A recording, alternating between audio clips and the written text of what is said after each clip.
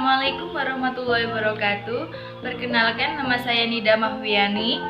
Nomor induk mahasiswa 931207519. Program studi Hukum Ekonomi Syariah Fakultas Syariah, mahasiswa IAIN Kediri, angkatan 2019. Tujuan saya membuat video ini adalah untuk memenuhi syarat tugas mata kuliah Hukum Perdata yang diampu oleh Bapak Nur Mustafa.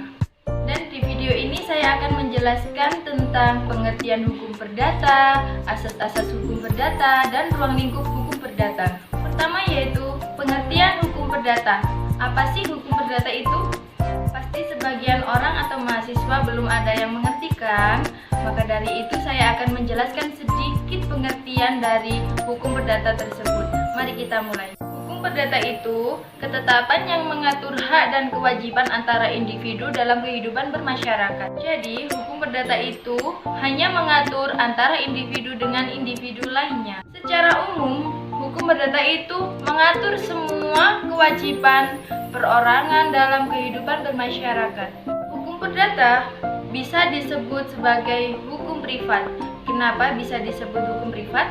Karena hukum perdata hanya mengatur hak perorangan dan hak antara individu saja. Contoh dari hukum perdata atau kasus dari hukum perdata yaitu: pertama, warisan, hak atau warisan. Kedua, hak asuh anak. Ketiga, sengketa lahan, pencemaran nama baik, dan pelanggaran hak paten. Kita memasuki dalam penjelasan kedua yaitu asas-asas hukum perdata. Asas-asas hukum perdata ada 12, meliputi yang pertama, asas kebebasan berkontrak. Asas ini terdapat pada pasal 1338 ayat 1 KUH Perdata yang menyatakan bahwa semua perjanjian yang dibuat secara sah berlaku sebagai undang-undang yang membuatnya. Yang kedua, asas konsensualisme. Ini berkaitan dengan terjadinya suatu perjanjian di dalam pasal 1320 ayat 1 KUH Perdata. Syarat wajib perjanjian karena terdapat adanya sepakat antara kedua belah pihak. Yang ketiga, asas kepercayaan. Asas ini memiliki arti bahwa setiap orang yang melakukan perjanjian akan memenuhi masing-masing prestasi antara kedua belah pihak. Yang keempat, asas kekuatan mengikat.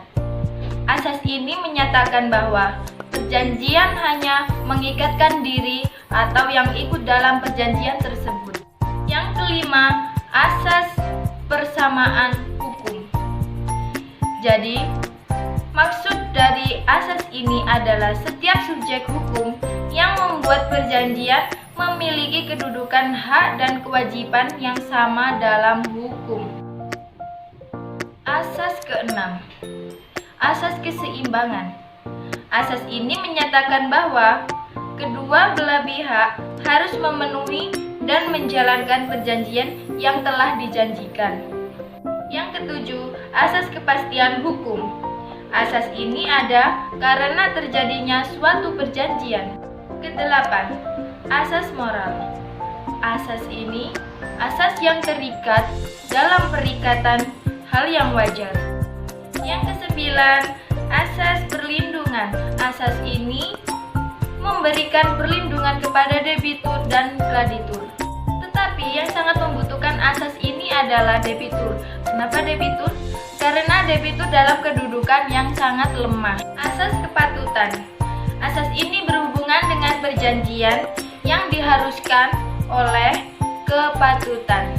Ke-11, asas kepribadian. Asas kepribadian ini mewajibkan seseorang yang melakukan perjanjian untuk kepentingan dirinya sendiri. Asas terakhir, nomor 12, asas itikat baik. Sesuai dengan pasal 1338 ayat 3 KUH Perdata, asas ini berkaitan dengan pelaksanaan perjanjian.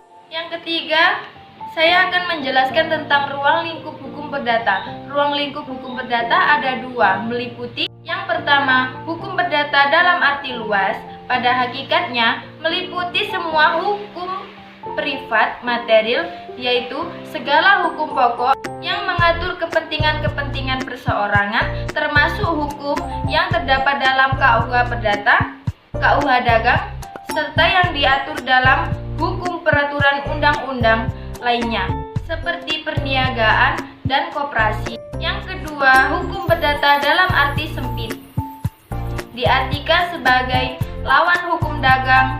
Jadi, hukum perdata dalam arti sempit yaitu hukum perdata sebagaimana yang diatur dalam KUH Perdata.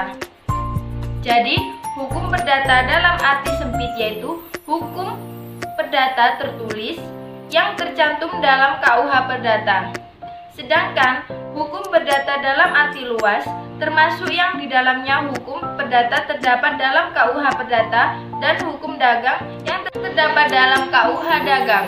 Sekian penjelasan dari saya, Nida Mahwiani. Mohon maaf sebesar-besarnya bila ada perkataan yang salah. Saya akhiri. Wassalamualaikum warahmatullahi wabarakatuh.